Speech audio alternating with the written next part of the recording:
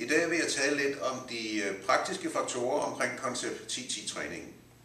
Det er sådan i koncept 10-10, at det ikke er nødvendigt at varme op. Vi bevæger os meget, meget langsomt, og det vil sige, at den første gentagelse er automatisk smøring af led og sener.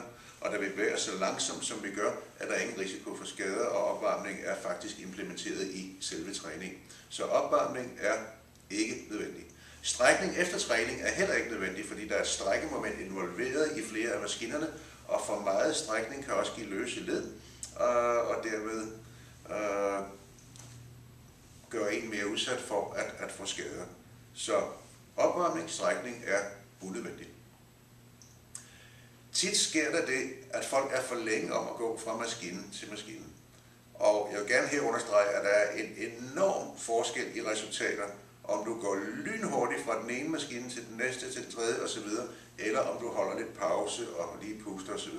Enorm forskel. Så hvis du vil have de bedste resultater, så træner du til det muskulære svigtepunkt, og du går meget, meget hurtigt fra en maskine til den næste. Så når du er færdig med den ene, nået svigtepunktet og har kørt tilbage, så går du hurtigt hen og går i gang med den anden. 10-15 sekunder fra du slutter en øvelse til du startede på den næste, længere bør der ikke gå. Den samlede effekt på kroppen er så meget kraftigere, at resultaterne også vil blive meget, meget større.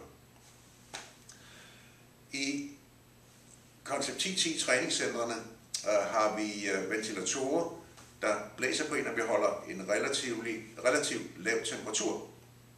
Det gør vi, fordi alle undersøgelser har vist, at kroppens muskler arbejder mere intensivt, arbejder hårdere, når kroppen ikke skal bruge energi på at komme af med overskydende varme. Så når man sveder, har det ingen træningseffekt. Sved er kun for at holde en i live for at regulere kropstemperaturen.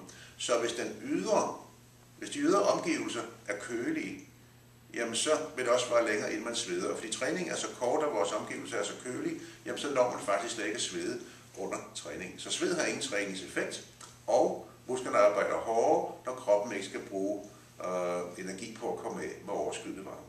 Så det er meget, meget vigtigt, at man holder det køligt.